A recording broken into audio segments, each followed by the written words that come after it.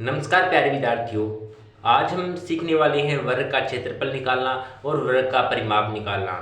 प्यारे विद्यार्थियों, वर्ग के क्षेत्रफल और वर्ग के परिमाप निकालने में आपको कहीं भी समस्या नहीं आने वाली है इस वीडियो के देखने के बाद में।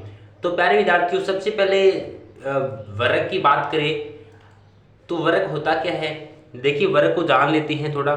देखिए, वर्ग वह होता है जिसकी चारों भुजाएं क्या हो, बराबर हो। जैसे कि मैंने बताया है कि ए बी सी डी कोई क्या है, एक वर्ग है। ये वर्ग ही क्यों कहते हैं, तो आपको याद रखना है कि चार भुजाओं से घिरी हुई वह आकृति जिसकी चारों भुजाएं क्या हो, बराबर हो, उसे क्या कहते हैं, वर्ग कहते हैं। ठीक है, वर्ग और आयत में अंतर करना समझ गए ना। अंतर में क्या होता है, आमने सामने की भुजाएं क्या होती है, आमने और सामने की भुजाएं बराबर होती है सिर्फ। ठीक है, वो भी हमने पूरा डिटेल से सीख रखा है। आयत का क्षेत्रफल और परिमाप निकालना वो भी अच्छे से आपको समझाया हुआ है। ठीक है, आप एक काम करना, आपको बेसिक गणित के नाम से आपको एक प्ले लिस्ट मिलेगी, वहाँ पे आपको सिर्फ बेसिक गणित से रिलेटेड पूरी की पूरी वीडियो मिलने वाली है, आप वो देख लेना। तो देखिए, सबसे पहले ये वर्ग होता है। यहाँ पे देखिए, वर्ग की एक बात होती है कि इसकी चारों भुजाएं बराबर होती है। ये भी 6 सेंटीमीटर है, ये भी 6 सेंटीमीटर है, ये भी 6। ठीक है, हमने माना कोई वर्ग है, उसका 6 सेंटीमीटर की चारों भुजाएं हैं। हमें सबसे पहले सीखना है कि वर्ग का क्षेत्रफल कैसे ज्ञात करते हैं। तो देखिए, वर्ग का क्षेत्रफल कैसे ज्ञात करते हैं।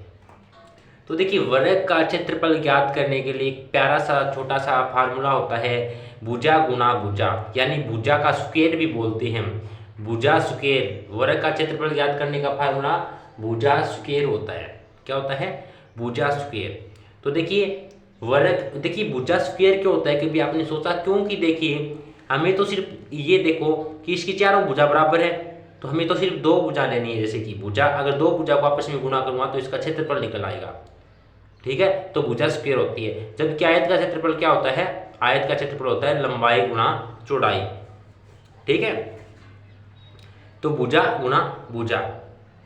तो सबसे पहले देखो, भुजा कितनी है, 6 सेंटीमीटर, 6 सेंटीमीटर, 6 सेंटीमीटर है। सभी भुजा क्या है, बराबर है। बराबर है तो क्या करेंगे, 6 सेंटीमीटर है तो भुजा हमें पता है कि दे रखी है, लिख लेते हैं। चलिए, भुजा, भुजा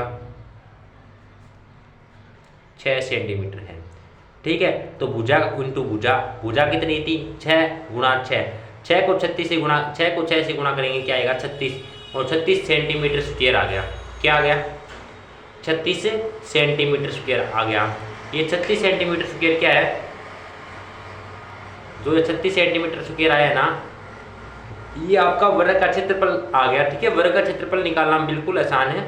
भुजा गुणा भुजा, भुजा की वैल्यू थी 6, 6 को 6 से गुणा किया, 36 आ गया। आई होप कि आप वर्ग का क्षेत्रफल निकालना तो सीख गए होंगे। ठीक है, वापस से रिपीट करता हूं कि वर्ग की चारों भुजाएं बराबर होती है। वर्ग का क्षेत्रफल का फार्मूला होता है भुजा गुणा भुजा। 6 भुजा थी, 6 गुणा 6, 36 सेंटीमीटर। अब आती है बात की वर्ग का परिमाप कैसे निकालें। बड़ा इजी है। जिस प्रकार आयत के परिमाप का सूत्र होता है, क्या होता है आयत के परिमाप का सूत्र, 2 गुणा लंबाई प्लस चौड़ाई। ठीक उसी प्रकार वर्ग के परिमाप निकालने का भी एक फार्मूला होता है, 4 गुणा भुजा।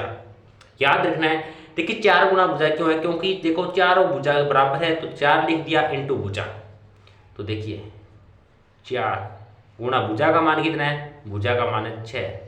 4 को 6 से गुणा किया, 24 सेंटीमीटर। ये क्या गया, इसका परिमाप आ गया 24 सेंटीमीटर। अर्थात देखिए कितना आसान है, 6 को 6 से गुणा किया, 36 सेंटीमीटर।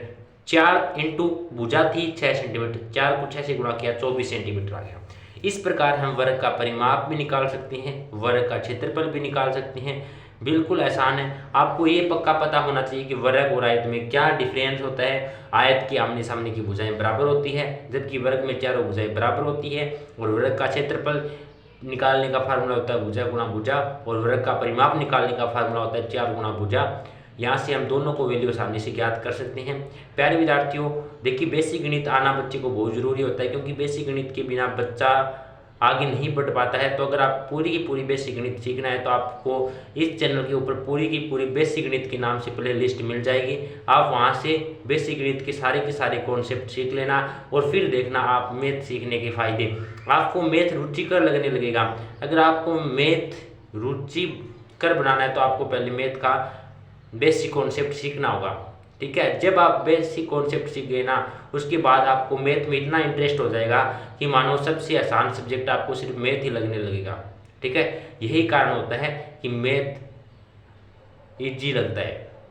ठीक है, तो देखिए, अगर आपको ये इस वीडियो से कुछ सीखने को मिला हो या फिर समझ में आया हो तो प्लीज़ अपना लाइक और कमेंट जरूर दे के जाना। और जो अगर चैनल पे नए हैं जो बच्चे, वो चैनल को सब्सक्राइब कर लेना और जो पास में बेल आइकन उसे प्रेस कर लेना, ताकि आने वाली सभी वीडियो की नोटिफिकेशन आपको मिलते रहे और आपकी पढ़ाई है वो रेगुलर चलती रहे।